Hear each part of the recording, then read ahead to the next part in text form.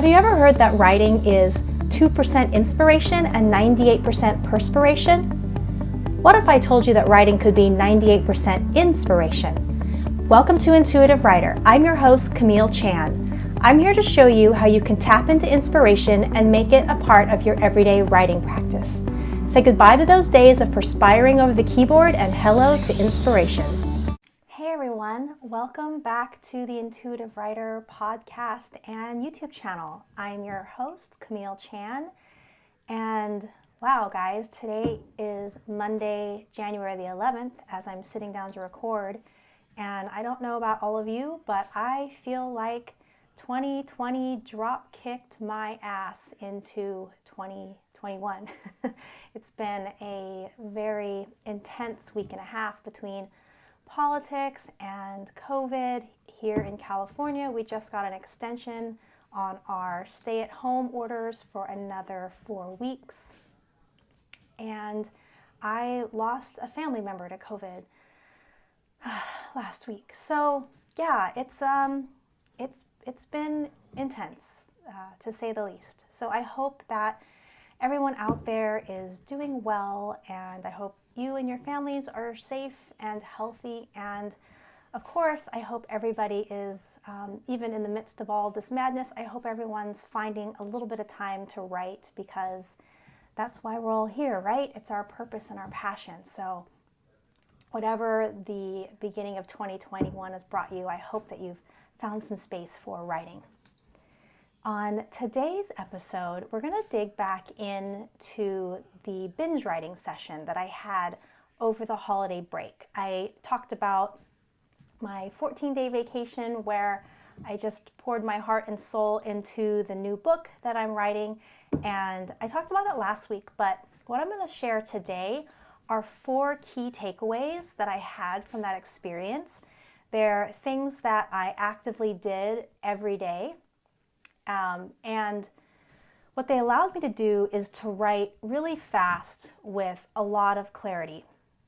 So just to recap briefly, I had a little 14-day vacation, and of course with the stay-at-home orders, there was nowhere to go and no one to see except my family, so I had a lot of space to write. So that was really lovely. And in that 14 days, I wrote 44,000 words, which was about 3,100 words a day. And for me, that's a little over 50% of my novel. My books tend to range between 75 and 85,000 words. So I'm over halfway done with my new book, which is book number 3 in the Zombienist Invasion series. So that writing session was so amazing. My story came out so clear and really solid. I know I don't have a ton of editing in front of me, and I did it all without an outline. So I wanted to share some of the 4 key takeaways that I had from that experience, and these are all things that you guys can start implementing right away to tap into your intuition and bring clarity to your own writing. So let's dive in. The first key takeaway that I'm going to share is to manage your space, because you can't receive a story and receive clarity around the story if you're not proactively managing your space. I talk about this in detail in episode 8 of the podcast. You can always go back and listen to that. But for today, I'm going to shift a little bit. And what I'm talking about is your mental and your emotional and your spiritual space. You are a finite being, and you have a finite amount of space to hold information and hold ideas. So one thing that I was very mindful of during this 14-day binge writing session is I really limited my contact with media, different forms of media. I didn't read any books over this period of time. I didn't listen to any podcasts. I watched a little bit of TV with my husband, but if I found myself getting too emotionally involved, there was one series we were watching and it got a little intense, and I had a night where I had a hard time sleeping because the show was a little bit intense, and I realized that, I'm giving way too much space to the show, so we stopped watching it. And I had limited social media. I didn't watch any of the news because, I mean, you want to pollute yourself, just turn on the news. So yeah, I was very mindful of what I was interacting with and what I was giving space for. And by actively choosing to disconnect from a lot of different things, it left me very clear and very open to communicate with the universe and to communicate with the story. Because, like I said, you can't receive if you're cluttered. So you really have to declutter your mental space, declutter your emotional space, declutter your spiritual space, and leave yourself open for receiving. It's so, so important. So that is the key takeaway number 1. You have a finite amount of energetic space within your being and within your aura. So you really want to be selective about what you make space for, especially when you're writing. The next key takeaway that I'm going to talk about is a concept that I call don't drain the well. And this refers back to this energetic space that we're talking about. You have a finite amount of resources to dedicate to your writing, right? Everybody knows that writing takes emotional, physical, mental, and spiritual energy. It takes a lot of energy to craft these stories and connect with the universe and write. So one thing I was very mindful of is I made sure that I didn't drain myself dry in these writing sessions. I made sure that I didn't write to the point of exhaustion. I always made sure that I stopped at a place where I still had reserves left. And I have kind of a little metaphor for you to kind of help you visualize this a little better. But if any of you have ever watched gymnastics at the Olympics, I'm sure you all know what the vault is. It's this apparatus that gymnasts will do crazy flips and jumps over. So basically the gymnast runs down a catwalk. If you're a gymnast out there, I'm sorry, because I'm sure there's a technical word for it. So the gymnast runs down this catwalk, hits the springboard, and jumps. And I want you to picture that moment when the gymnast hits the springboard and jumps. And there's all this energy and momentum behind the gymnast. And so I want you to think about this like mid-jump. And when you are trying to bring in your story and write, it's really great when you can stop mid-jump. Because what happens is you have all this momentum, right? And you're really feeling it and you're in the scene and you stop and you hold on to that momentum. So the next day when you come back to continue your writing, you still have that momentum, right? So you still have energy in your creative well and you have this momentum left over from the day before. So how do you know what that threshold is? You know, what's that threshold for you between draining the well and making sure you have enough momentum reserved for the next day? And this is really going to vary from person to person. I've been writing a long time, so my writing sessions tend to be a little bit longer. During this 14-day binge writing, each of my writing sessions were about 2.5 hours long, and sometimes I'd have 2 a day, 1 in the morning and 1 at night. And that's very comfortable for me. But it might not be the same for you. Maybe you're at a point where like 30 minutes, that's it. You find yourself tapping out, and that's okay. I mean, like we've used the sport analogy before, but you do build a muscle to be able to write longer and to tap into your story for longer periods of time. But it's okay to just be where you're at. So, you know, with this recommendation is you just really want to be mindful of when you start slipping from momentum into exhaustion and emptiness, and make sure that you stop before you tap out, you know, before the engine is empty. Because it's always easier to drive your car into the gas station on fumes than it is to push your car because you're out of gas. So this is takeaway number 2. Make sure that you're not draining the well, and make sure that you're stopping in a really good place when you have momentum. And hey, I know what it feels like that rush when, you're in your stride and you hit that scene and it's flying, right? Like, I know how that feels like. It's such a rush. And sometimes you do have that temptation, like, oh, if I just push a little harder, I can finish this scene. And, if you feel really strongly, go for it. I'm not here to tell you not to follow that if you're feeling it really strongly. But again, just be aware and make sure that rush that you're feeling isn't going to carry you over into exhaustion. Make sure that you can keep riding the wave, because you don't want the wave to crash and leave you flat and empty on the floor, right? Takeaway number 3 for binge writing is to make sure that you replenish your well, this, creative source within you. And you do that through intentionally setting aside time to have fun and to rest. I know that in this society, there's so much conditioning around having to meet goals and meet benchmarks and, achieve, and go fast. But you really need to give yourself time to recover from these writing sessions. And by slowing down, you will speed up. This is a message that has actually come directly from my guides on more than one occasion. They've said you need to slow down to speed up, because honestly, guys, I am one of those people that for many, many years, I wore exhaustion as a badge of honor.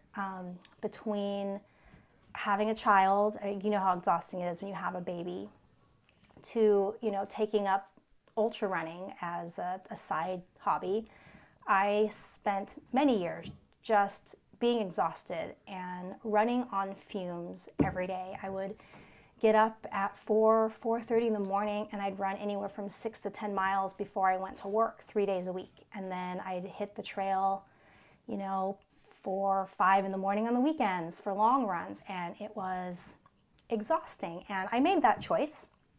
And I've made a lot of changes this year with COVID. And I've realized that how important sleep and rest is. So that was something that I made sure over the holiday that I got a lot of sleep and I got a lot of rest, and I made sure that I had fun with my family. I would take my daughter out for bike rides, or I'd go on walks with my husband, or, we'd watch a movie in the evening. So I just really made sure that there was relaxation and fun and leisure time. And again, in a way, this goes against societal programming that you must be productive from pre-dawn to post-sunset or you are a failure in life. Well, okay, if that's just ignore people that say that because that's not going to take you anywhere.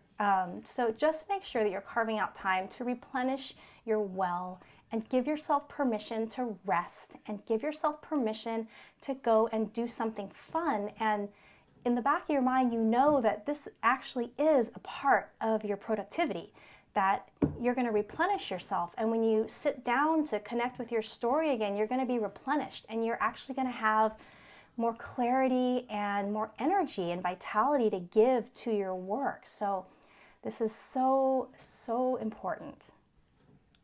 Takeaway number 4. And guys, this one is probably the most important out of all of them. But the 4th takeaway that I had from this binge writing session is the importance of carving out time for intentional stillness. So let me put this in simple person language, which always helps me. By intentional stillness, guys, this means alone time. This means time without your kids, time without your partner, time away from social media, time away from all media, books, podcasts, movies, the news, whatever your drug of choice is. This is intentional time to be alone with the universe, because here's the deal. You can't hear the universe if you don't carve out time and space to listen. right? If you don't create the space to listen, you're not going to hear. You're not going to receive. You're going to be so jumbled up. So this is definitely different from takeaway number 3, where I talked about the importance of rest and leisure, which you can do with your family and your friends when it's not COVID. But yeah, this intentional stillness and this alone time for just you and the universe, it's so, so important to your creative process. And my 2 favorite things are meditation, and I've mentioned before, I live next door to a 200-acre park, and I love to go there and run. Those are 2 ways that I spend time by myself, away from everyone that I love and from my devices, and this works really well for me. And I'm going to tell you a story now about alone time and the importance of it, because I found it very inspirational, and I hope you guys do as well. Because I know that as a mom and a partner, it can be really hard to assert yourself and ask for this alone time. It's not the easiest thing in the world. So I'm going to tell you this story. And this is a story about my daughter. She just turned 12 over the holidays. And I used to call my daughter introverted because she has a very low need to socialize. But what I've really come to admire and appreciate about her is that she is incredibly comfortable keeping her own company. And what's really amazing, we always learn lessons from our kids, right? And what my daughter is so aware of herself and what she needs for her self-care. When she's playing with her friends, and during COVID, she plays online with her friends most of the time. I'm sure all you parents out there, you've heard of Roblox and Minecraft and all that good stuff. So she hangs out virtually with her friends, and she knows when she's had enough. And what she'll say is, I need some alone time. I will talk to you later. I'm going to hang up now because I need some alone time.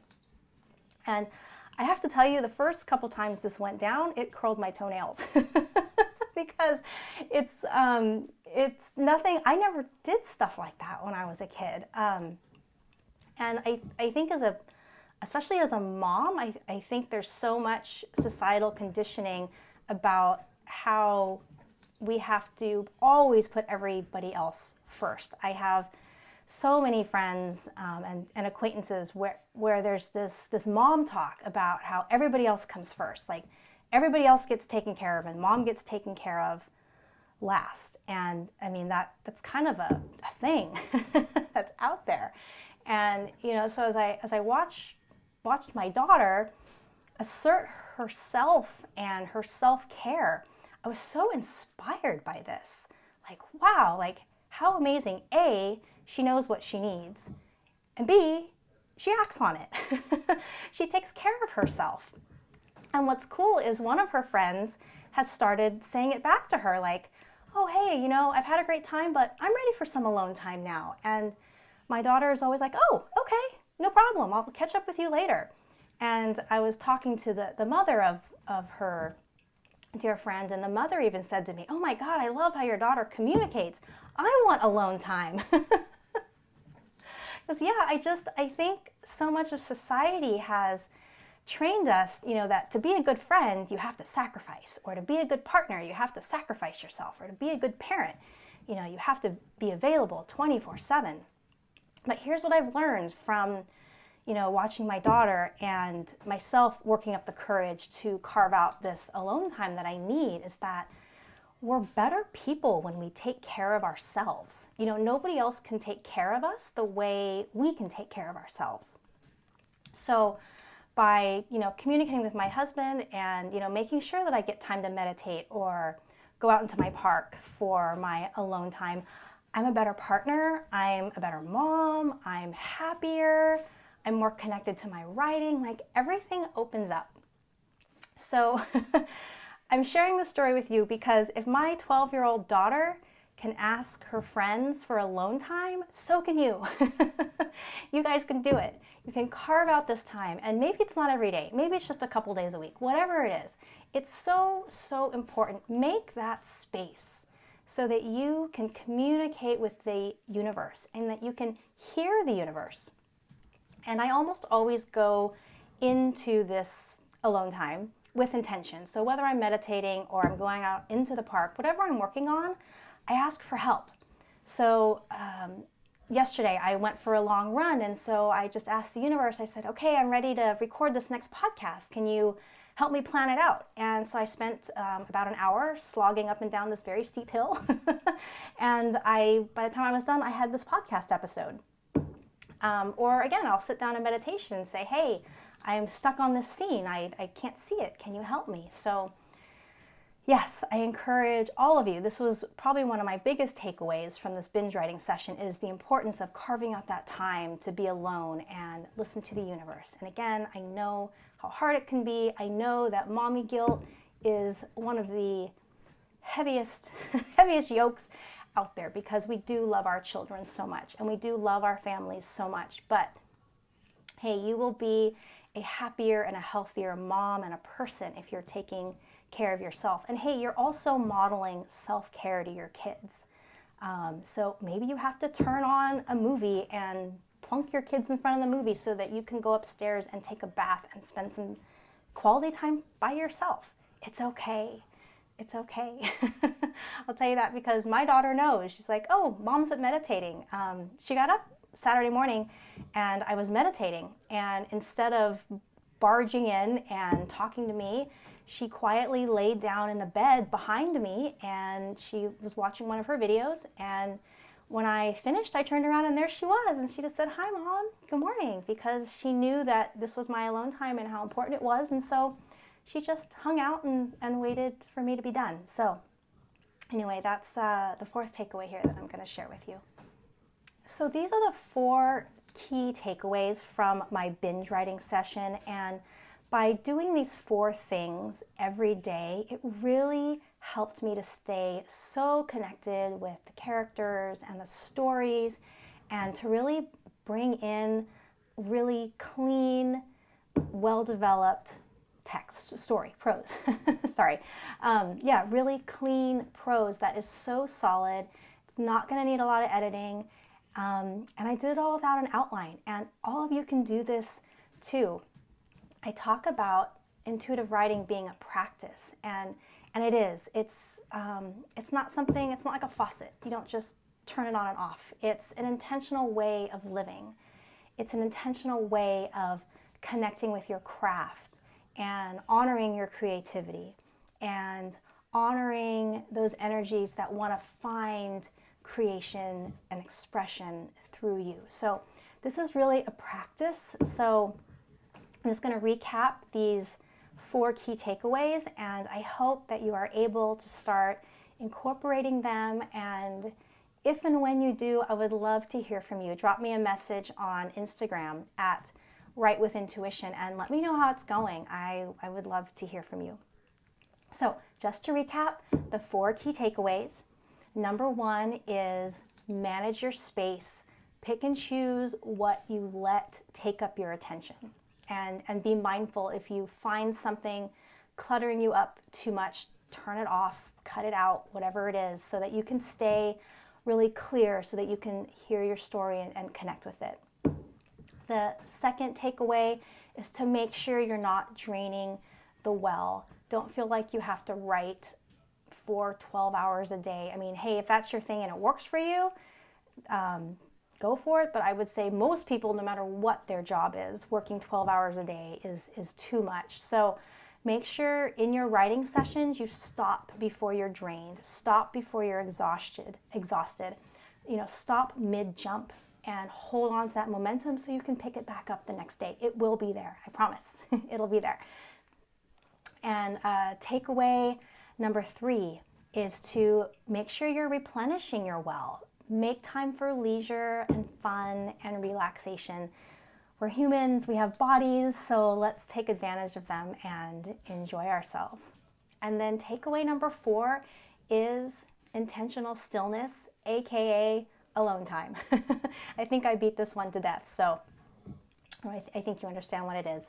So these are the 4 key takeaways. You can start using these right now, right away, You're gonna see it impact your writing. It's amazing. Like I said, intuitive writing has really transformed my creative process, and I want nothing more than to share this with all the writers out there, and I want to help all of you transform your process and bring this into your life. Like I said, it's really amazing. It's such an amazing way to connect with your creative soul and your purpose as an artist. If you've enjoyed this episode, I would very much appreciate it if you'd share it on social media, share it with your writing buddies, help me spread the word. I would appreciate any help that you could give me in that arena. And I'm on Instagram every day at Write with Intuition, so if you want to drop by and say hello, or if you have any questions, I would love to hear from you. And I am going to be releasing a course on intuitive writing sometime this year. So if you would like to be on my mailing list and be alerted when the course is available, I have the link for my newsletter in the show notes, and I'll also be sending out a coupon for the course as well. So there's some incentive for you. Coupons are always good. So yeah, that wraps up today's episode. I hope you enjoyed it. Please subscribe on your favorite platform, whether that's YouTube or iTunes or Spotify, whatever it is. I would appreciate a subscribe. It helps me out. And I will be back next week. Take care, everybody. Bye.